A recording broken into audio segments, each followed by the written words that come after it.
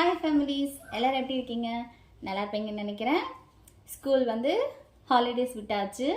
நாமளும் பசங்களோட சேர்ந்து இன்னும் இருக்கிற அந்த 2 மாதத்தை ஜாலியாக என்ஜாய் பண்ண போகிறோம். நம்ம சேனலில் இனிமேல் தினமும் ஒரு புது வீடியோ வரப்போகுது. வீடியோ போட நாங்கள் தயாராக இருக்கோம், பார்க்க நீங்களும் தயாராக இருங்க. இன்றைக்கி என்ன வீடியோ பார்க்க போகிறோம் அப்படின்னு பார்த்தீங்கன்னா, பரோட்டா செய்ய போகிறோம். பசங்க என்ன ஸ்நாக்ஸ் வேணும் அப்படின்னு கேட்ட உடனே பரோட்டா வேணும்னு கேட்டிருக்காங்க. நம்மளுக்கும் பரோட்டானா ரொம்ப பிடிக்கும் இல்லையா? வீக்லி ஒன்ஸ் ஆச்சு நம்ம வெளியில் சாப்பிட்டு பழக்கமாயிடுச்சு. அதனால் பசங்க இனிமேல் வெயில் காலம் வெளியில் போய் சாப்பிடவே முடியாது. அவங்களுக்கு வேணுங்கிறத நம்ம வீட்லேயே செஞ்சு கொடுக்க போகிறோம்.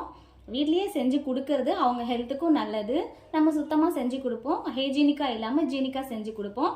அதனால் வீட்டில் செஞ்சு கொடுக்கறத எப்படி அவங்க விரும்பி சாப்பிட்றாங்க அப்படிங்கிறத பார்க்க போகிறோம். நீங்களும் நம்ம சேனலை மறக்காமல் சப்ஸ்கிரைப் பண்ணி பார்த்துருங்க. ஓகே ஃப்ரெண்ட்ஸ், இப்போ நாம் பரோட்டா பண்ணுறது எப்படின்னு பார்க்க போகிறோம். போலாமா?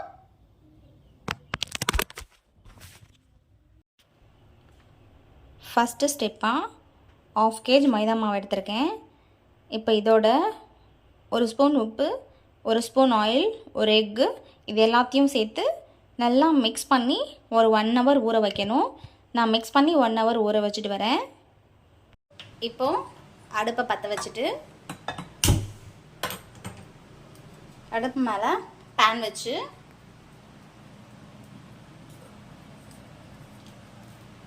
அது நல்லா சூடாகணும். பேன் சூடானதுக்கப்புறம் அதில் ஒரு 3 டேபிள் ஸ்பூன் ஆயில் சேர்த்துக்கணும். நாம் இப்போ வெஜ் குருமா பண்ண போகிறதில்ல, வெறும் டொமேட்டோ ஆனியன் மட்டும் வச்சு குருமா பண்ண போகிறோம். அதனால் ஆயில் ரொம்ப அதிகமாக சேர்த்துக்கிட்டா நல்லாயிருக்கும். எனக்கு ஆயில் அதிகமாக இருந்தால் நல்லாயிருக்குன்னு தோணுது. உங்களுக்கு கம்மியாக தான் வேணும் அப்படின்னா நீங்கள் கம்மியாகவே சேர்த்துக்கலாம். ஆயில் நல்லா சூடேறணும். ஆயில் ஒரு மாதிரியாக சூடேறிட்டுருக்கு.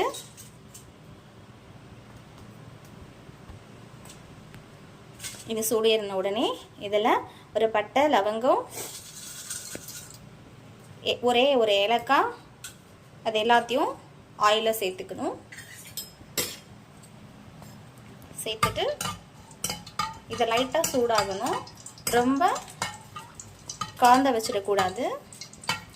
லைட்டாக சூடேறின உடனே இதில் பொடுசாக நறுக்கி வச்சுருக்கிற ஆனியன் 3 எடுத்திருக்கேன். நான் 3 ஆனியன் ரொம்ப சின்னதாக நம்ம வடைக்கு கட் பண்ணுவோம் இல்லையா, அந்த மாதிரி ரொம்ப சின்னதாக கட் பண்ணி வச்சுருக்கேன். அதை இதோட சேர்த்துக்க போகிறேன். ஆனியன் நல்லா ரோஸ்ட் ஆகிற வரைக்கும் வதங்கணும்.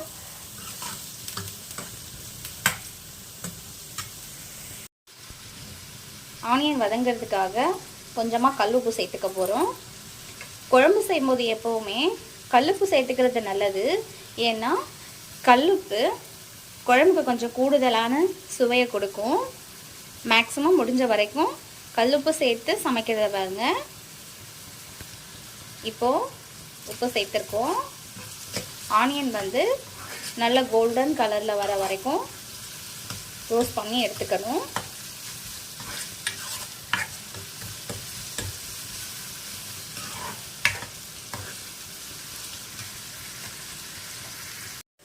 ஆனியன் ஒரு மாதிரி நல்லா கோல்டன் கலரில் ரோஸ்ட் ஆகிடுச்சு பாருங்கள். இப்போ பொடுசாக கட் பண்ணி வச்சுருக்கிற இஞ்சி, பூண்டு இதை கொஞ்சமாக அதில் சேர்த்துக்க போகிறோம்.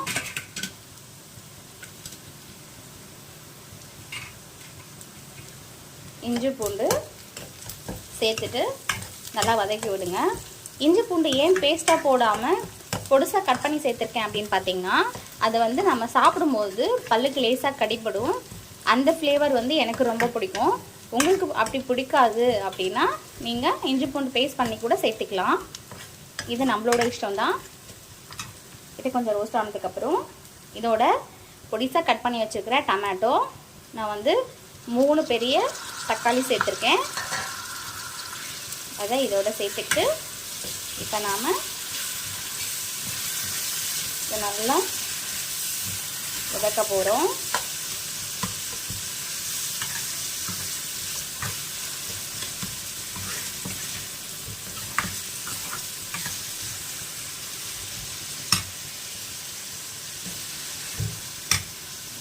நல்லா வதங்கணும். இப்போ இதோட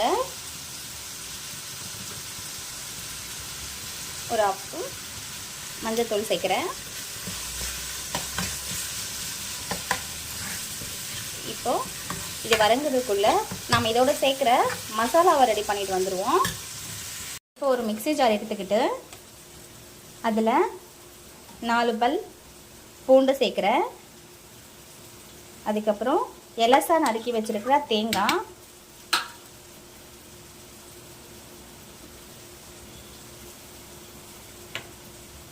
இது முந்திரி பருப்பு தண்ணீர் ஆல்ரெடி ஊற வச்சு வச்சுருக்கேன். இது மூணையும் மிக்சியில் நல்லா பேஸ்ட்டாக அரைச்சிட்டு வந்துடுவோம். இப்போ நல்லா பேஸ்ட்டாக அரைச்சி எடுத்துக்கிட்டோம். இந்த அளவுக்கு தேங்காய் வந்து நல்லா பேஸ்ட்டாக அரைச்சி எடுத்துக்கணும். தொக்கு தொக்க இருந்தால் அந்த ஃப்ளேவர் வந்து நல்லா இருக்காது. நல்லா மைய பேஸ்ட் அளவுக்கு அரைச்சி எடுத்துக்கணும். இப்போ நெக்ஸ்ட் நாம்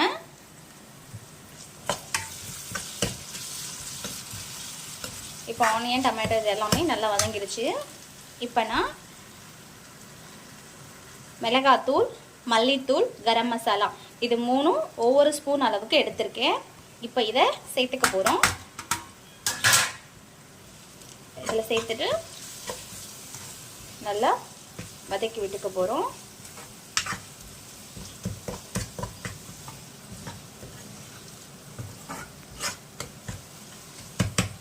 இது எல்லாத்தையும் சேர்த்து வதக்கும் போதே நமக்கு குருமாவோட ஸ்மெல் கிடைக்குது. நல்ல ஒரு அரோமா கிடைச்சிட்ருக்கு. இப்போ இதோட மிக்சியில் இருக்கிற நாம் அரைச்சி வச்சுருக்கோம் இல்லையா ஆல்ரெடி, அந்த பேஸ்ட்டை இதில் சேர்த்துக்க போகிறோம். இப்போ மிக்சியில் இருக்கிற கொஞ்சம் கிரேவி இருக்கு இல்லையா, இது எல்லாத்தையுமே 1 டம்ளர் அளவுக்கு வாட்டர் சேர்த்து கலந்து இதில் மிக்ஸ் பண்ணிக்கணும். தேங்காவை ஏன் இப்படி சேர்க்குறோம் அப்படின்னு பார்த்தீங்கன்னா, இதோட சேர்த்து வதக்கும்போது சீக்கிரமாக கெட்டு போகும் இல்லையா, அந்த மாதிரி எதுவும் இல்லாமல் கொஞ்சம் டைம் எடுக்கும். செஞ்சு வச்ச உடனே கெட்டு போகாது. குருமாவும் நல்ல டேஸ்ட்டாக இருக்கும். பாருங்கள், பார்க்குறதுக்கு எவ்வளோ கலர்ஃபுல்லாக இருக்குன்னு. இப்போ இதோட நாம் வாட்டர் சேர்த்துக்கணும். ஒரே ஒரு டம்ளர் அளவுக்கு. கரெக்டாக ஒரே ஒரு சின்ன டம்ளரில் 1 கிளாஸ் சேர்த்துக்கோங்க. இது எல்லாத்தையும் மிக்ஸ் பண்ணி ஒரு கிரேவியாக வர அளவுக்கு நிறைய இதை கொதிக்க விடணும். பாருங்கள், பார்க்குறதுக்கு எந்த அளவுக்கு கலர்ஃபுல்லாக இருக்கு இல்லையா. இப்போ இதோட லைட்டாக கொத்தமல்லி தலை சேர்த்துக்கிறேன், புதினா தலை சேர்த்து இதை அப்படியே ஒரு 10 நிமிஷம் நல்லா கொதிக்க விடணும். குருமா வந்து இப்போ நல்ல கெட்டியான பதத்துக்கு கொதிச்சிருச்சு பாருங்கள். இதுதாங்க கரெக்டான பதம். இப்போது அடுப்பை ஆஃப் பண்ணிவிட்டு இதோட நாம் கொஞ்சமாக புதினா தழை அப்புறம் கொத்தமல்லி இது 2 சேர்த்து மூடி வச்சுருவோம். இப்போ இதோட கட் பண்ணி வச்சுருக்கிற புதினா கொத்தமல்லி லைட்டாக சேர்த்துட்டு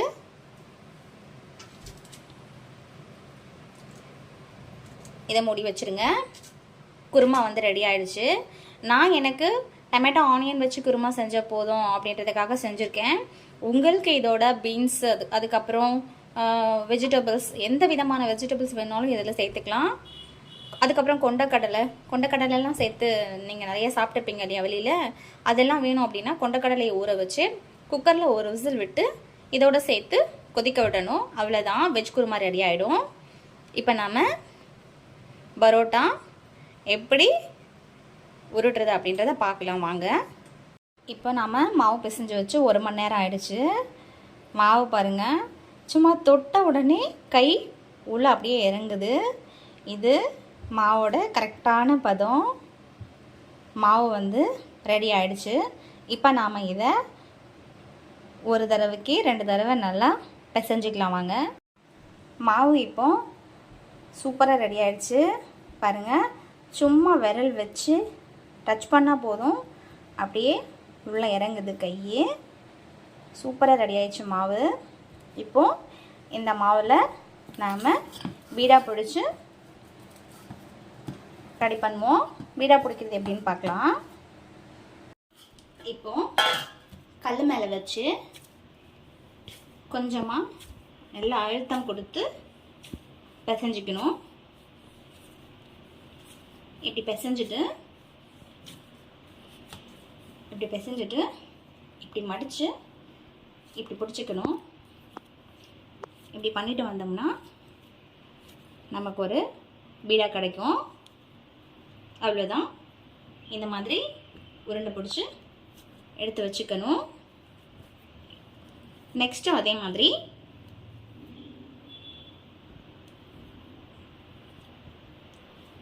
செகண்டும் அதே மாதிரி பீடா பிடிச்சி எடுத்து வச்சுக்கணும்.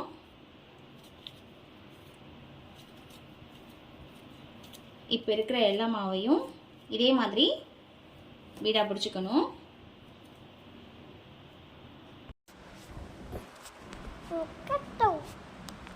இப்போ நம்ம பீடா பிடிச்சி முடிச்சிட்டோம். இதோட இது மேலே லைட்டாக ஆயில் சேர்க்க போகிறோம். ஏன்னா இது ஆறி போகாமல் இருக்கிறதுக்கு. ஆறி போச்சுன்னா பரோட்டா வந்து கல் மாதிரியாக இருக்கும். அதனால் இதோட ஆயில் சேர்த்து இப்போ நாம் இதை அப்படியே ஒரு 1/2 அன் ஹவர் ஊற வைக்க போகிறோம். 1/2 அன் ஹவருக்கு அப்புறம் பார்ப்போம். 1/2 அன் ஹவர் ஆயிடுச்சு. மாவு பாருங்கள் நல்லா சூப்பரான ஒரு பதத்துக்கு ஊறிடுச்சு. இப்போ நாம் இதை பரோட்டா வீச போகிறோம். பரோட்டா வீசுறது எப்படின்னு பார்க்கலாம். இப்போ நாம் ஒரு உருண்டை எடுத்து வச்சுக்கிட்டு லைட்டாக ஆயில் சேர்க்க போகிறோம். கல்லுக்கு லைட்டாக ஆயில் சேர்த்துக்கணும். லைட்டாக ஆயில் சேர்த்து பரோட்டா வந்து கீழே ஒட்டாத அளவுக்கு ஆயில் சேர்த்துக்கணும். ஆயில் சேர்த்துக்கிட்டு இப்போ இதை இப்படி ப்ரெஸ் கொடுத்து அழுத்தினோம்னா சப்பாத்தி மாதிரி உருண்டு வரும். முன்னாடி பின்னாடி அப்படின்னு ஒரு 2 அழுத்தம் கொடுத்து தேய்ச்சிக்கணும். இப்போ நல்லா அகலமாக தேய்க்க போகிறோம். உங்களால் எந்த அளவுக்கு அகலமாக தேய்க்க முடியுமோ அந்த அளவுக்கு அகலமாக தேய்ச்சிக்கோங்க. இப்போ நல்லா அகலமாக பரப்பி விட்டுருக்கேன் பாருங்கள். நெக்ஸ்ட் என்ன பண்ண போகிறோம் அப்படின்னு பார்த்தீங்கன்னா, ஒரு சாக் எடுத்துக்கணும்.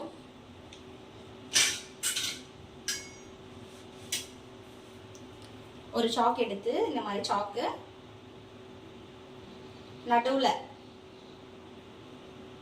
லெஃப்ட் சைடு வந்து ஒரு 1/2 இன்ச்சு, ரைட் சைடு 1/2 இன்ச் இருக்கிற அளவுக்கு 2 சைடையும் விட்டுட்டு நடுவில் இந்த மாதிரி கட் பண்ணிக்கணும்.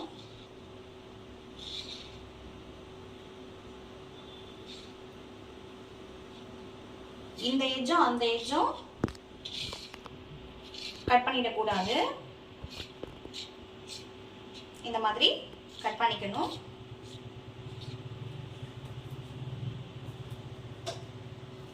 கட் பண்ணிட்டு இப்போ இதை அப்படியே உருட்டிக்கணும். பாருங்க, நல்லா பாருங்க நான் எப்படி உருட்டுறேன்னு. இந்த மாதிரி உருட்டிக்கணும். உங்களுக்கு நல்லா தெரியும்னு நினைக்கிறேன். லேயர் லேயராக வருது பார்த்தீங்களா? அப்படி இருந்தால் தான் பரோட்டா வந்து சுட்ட எடுத்ததுக்கப்புறம் நல்லா லேயர் லேயராக தெரியும். பாருங்க, இந்த அளவுக்கு உங்களுக்கு தெரியுது இல்லையா? பாருங்கள், லேயர் லேயராக இருக்கும் இல்லையா? இந்த லேயர் லேயராக இருக்கிறது நம்ம பரோட்டா சுட்டு எடுத்ததுக்கப்புறம் நமக்கு நல்லா தெரியும். அதனால் அப்படி கட் பண்ணிக்கணும். இப்படி ஒரு 2 சுற்று நம்ம சுற்றி எடுத்துக்க போகிறோம்.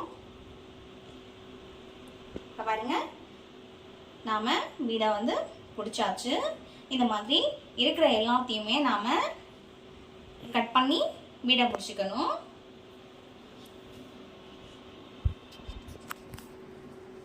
இப்போ பாருங்கள், பீடா வந்து எவ்வளோ சூப்பராக வந்திருக்கு. இந்த மாதிரி இருக்கிற எல்லா மாவையும் பீடா பிடிச்சி கட் பண்ணி வச்சுக்கணும். வாங்க கட் பண்ணி வச்சுட்டு பார்ப்போம்.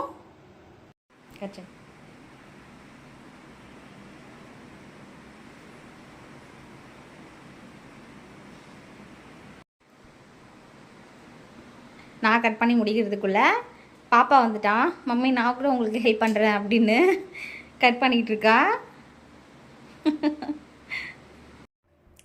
இப்போ பாருங்கள், எல்லாமே பீடா பிடிச்சி வச்சாச்சு. இப்போ நம்ம அடுப்பு மேலே ஒரு பேன் வச்சுருக்கோம். அடுப்பை பற்ற வச்சு இப்போ நம்ம அடுப்பை பற்ற வச்சு பேனை ஹீட் பண்ணிக்கணும். இப்போ கொஞ்சமாக ஆயில் விட்டு நம்ம பரோட்டாவை தேய்ச்சிக்க போகிறோம். பாருங்க, தேய்க்கும் போதே நமக்கு லேயர் லேயராக தெரியும்னு நினைக்கிறேன்.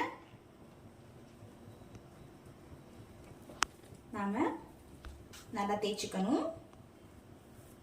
அப்படியே எடுத்து கீழேருந்து மேலே, மேலேருந்து கீழேன்னு நல்லா தேய்ச்சிக்கலாம். ஈவனாக இருக்கணும். இப்போ இதை எடுத்து தோசை தவால போடுவோம். தவா ஹீட் ஆயிடுச்சு.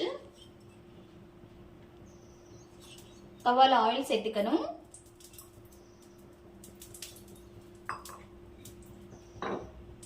ஆயில் சேர்த்ததுக்கு அப்புறம் நம்மளோட பரோட்டாவை அதுல சேர்த்துக்கணும். சேர்த்ததுக்கு அப்புறமா நாம அடுப்பை வந்து மீடியம் ஃப்ளேம்ல வச்சு வேக வைக்கணும். ரொம்ப அதிகமான தீ வச்சிட்டோம்னா பரோட்டா வந்து 2 சைடும் காந்து போயிடும். அதனால கொஞ்சமா தீ வச்சு வேக வைக்கணும்.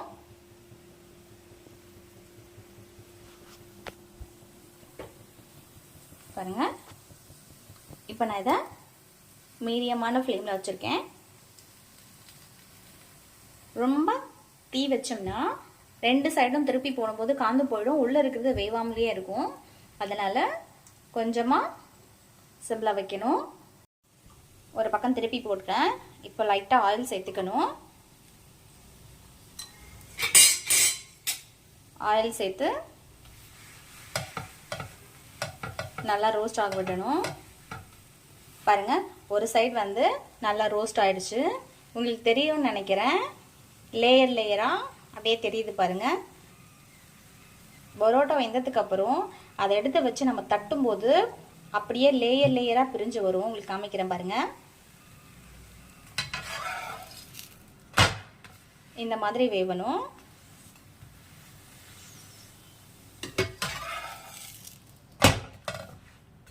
இன்னும் லைட்டாக ரோஸ்ட் ஆகட்டும். இப்போ 2 பக்கமும் பரோட்டா ரோஸ்ட் ஆயிடுச்சு. இப்போ எடுத்துருவோம். எடுத்துட்டு இன்னொன்று போடுவோம்.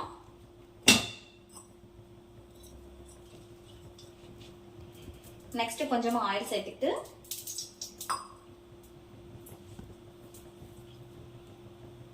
அடுத்து பரோட்டாவை சேர்த்துக்கலாம். சேர்த்துட்டு மேலே கொஞ்சமா ஆயில் விட்டுக்கலாம்.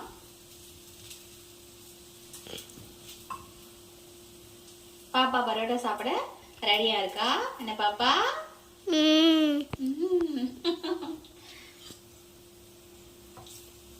எப்பதான் மம்மி கொடுப்பீங்க, எப்பதான் மம்மி கொடுப்பீங்க, ரொம்ப நேரம் ஆகுது அப்படின்னு சொல்லி என்ன டார்ச்சர் பண்ணிட்டு இருக்கான். இன்னும் கொஞ்சம் நல்லா ரோஸ்ட் ஆகட்டும். அதுக்கப்புறம் திருப்பி போடுவோம்.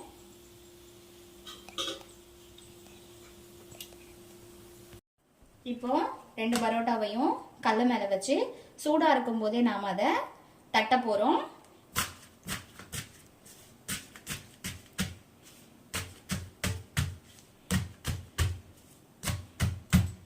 இப்படி தட்டும்போது பரோட்டா நமக்கு லேயர் லேயராக பிரிஞ்சு வரும். பாருங்க, லேயர் லேயராக பிரிஞ்சு வந்திருக்கு பரோட்டா. இப்போ இதை நாம் அப்படியே ஒரு ஹாட் பாக்ஸில் சேர்த்துக்க போகிறோம். ஹாட் பாக்ஸில் சேர்த்து மூடி வச்சிடணும். சாப்பிட ஆரம்பிச்சிட்டாங்க. யாஷு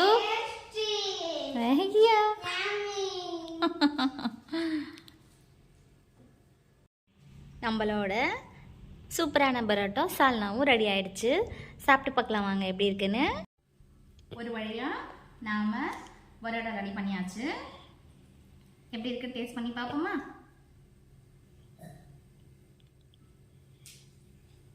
பார்க்குறதுக்கே ரொம்ப கலர்ஃபுல்லாக இருக்குது.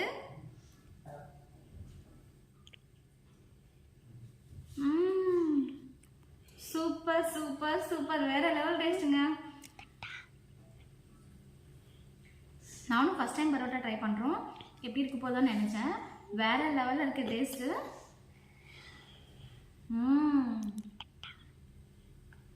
சூப்பராக இருக்கு.